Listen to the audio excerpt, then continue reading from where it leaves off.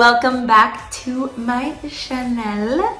Today I'm going to be talking about my CRNA application process. I got a couple comments, you guys asking what I did, how I did it, what my scores were, what my GPA was, things like that. So I'm going to give you guys the process. Step 1, I decided to go to CRNA school. When you become a nurse, you can do education, you can do leadership, you can do NP school, you can do CRNA school. I did after looking at salaries, schooling, different kinds of things, what I wanted to level up in. And so that's kind of how I chose CRNA school. Step 2 was deciding what CRNA school to apply to. Now in CRNA school, they ask that you don't work or it is difficult to work. I talked to a couple of my colleagues that are in CRNA school now. They all kind of said, if you can't work, don't. So I wanted to choose a school in an area that I was able to allow my husband to be the primary caregiver, because that's kind of what was gonna happen. I didn't want to move to a place that I knew we weren't gonna be able to afford on just one salary. I shop a lot. So I wanted to make sure that the place that I chose, we were able to financially be smart about it. Even though I'll be making hopefully great money when I graduate, I didn't want to just be paying student loans my whole life.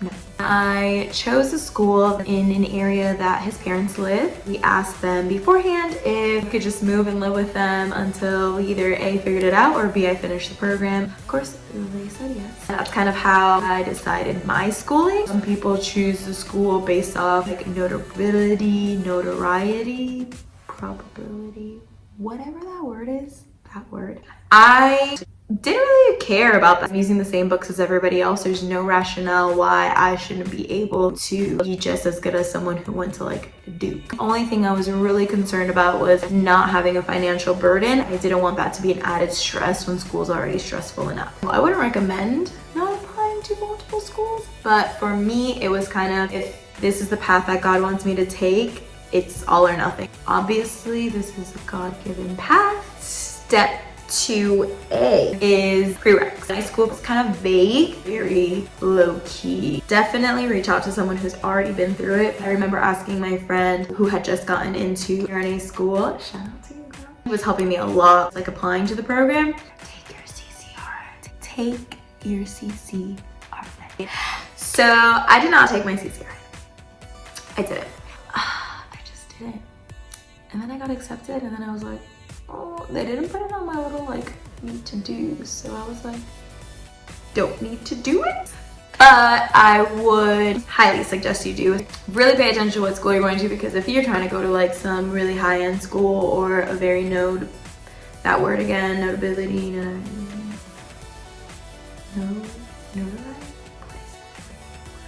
if you're trying to go to school that's like important, then I would suggest getting it, because it is definitely worth it. Like, you need to stand out, so do it. Step 3.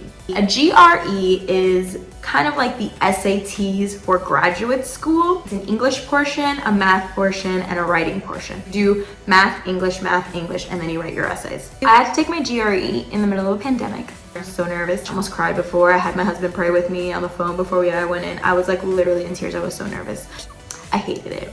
I hated studying for it, but Magoosh was so good.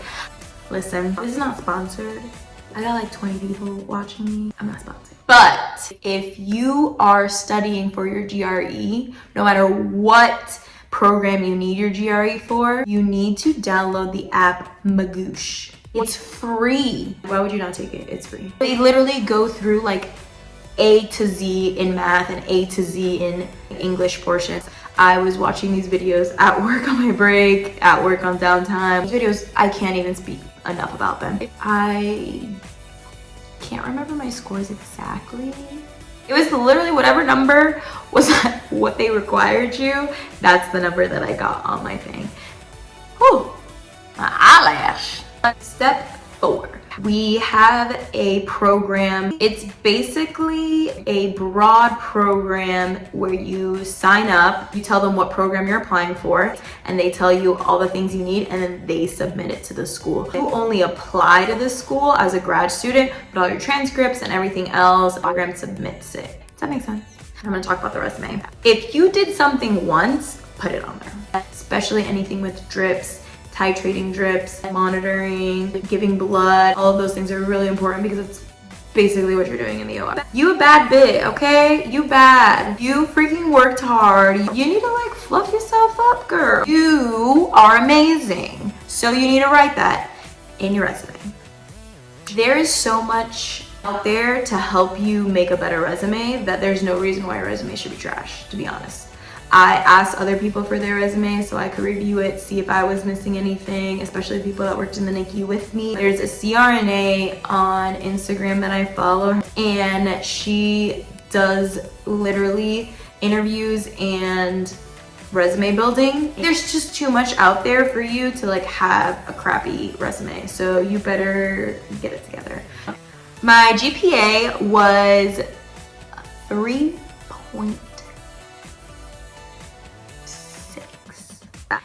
3.8 would have been nice. Step 5. Step.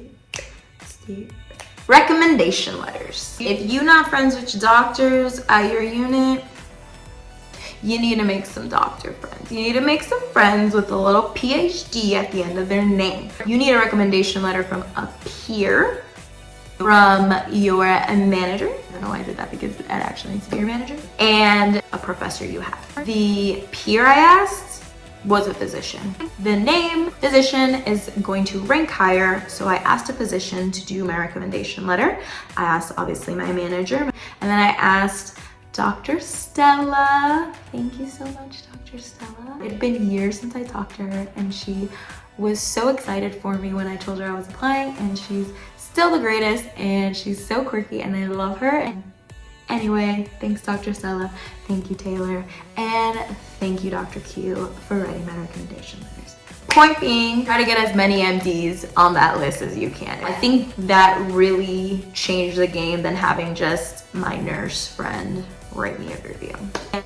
Is there a cooler way to make 6? Step 6, personal statements. This, I think, is one of the only things they actually care about because it tells them why you want to be in the program and who you are. I had no idea what to write. Obviously you can't write, I'm just trying to make more money. So I did a heartfelt application, and I really just talked about my experience, what I'm good at. Fluff yourself up. You are amazing. Write about it. I had 4 or 5 people read it.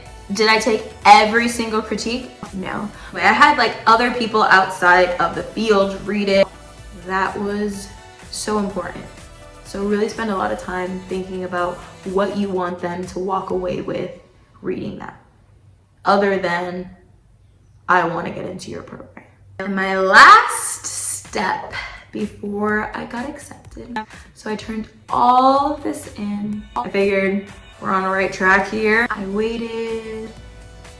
I applied in September. It was around end of October, November that I found out that I got an interview. So it was like a month, a little over a month waiting. Then I had to book what interview date. We are in a pandemic, so I didn't have to come down in person. I don't know if that would have been better or worse for me. I feel like I'm more personable, but I guess it can come off in a Zoom meeting. I don't know, I guess it did because I got in, right? First of all, let's talk about interview tips.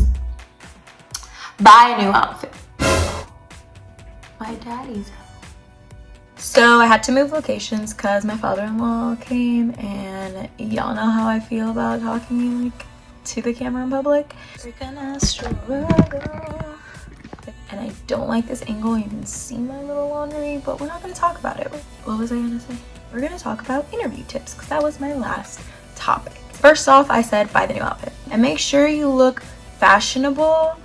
But I watched a video and the girl was like, look fashionable but stand out. Like she wore an all white suit. Poppin' in her all white suit. look good. Like, do your hair, do your makeup. And I did have some people tell me that I should put my hair in a bun or straighten it. I was really concerned, are they gonna think my hair's unprofessional in 2021 or 2020 when I did it? I realized if they don't want me because my hair's curly, then I don't want them. I wore my hair out. And I did it like I normally do it, and I got it. So it worked. If you have curly hair, rock it out, and if they don't want you, then that wasn't the school for you anyway. That's what I have to say about that. And I can do a whole thing on interview, to be honest, like a whole 10-minute video on just interviewing, because there was so much. Rocco! Long story short, be yourself, be positive. After my interview, I just had to wait and pray that I did enough to get in. And I did. And that's kind of where I'm at. So now I'm working on all of the things that I have to do. So that's all I've got for today. I hope you enjoyed it. If you have any more questions about how I got in or what I did, let me know in the comments. I'll see you on the next one.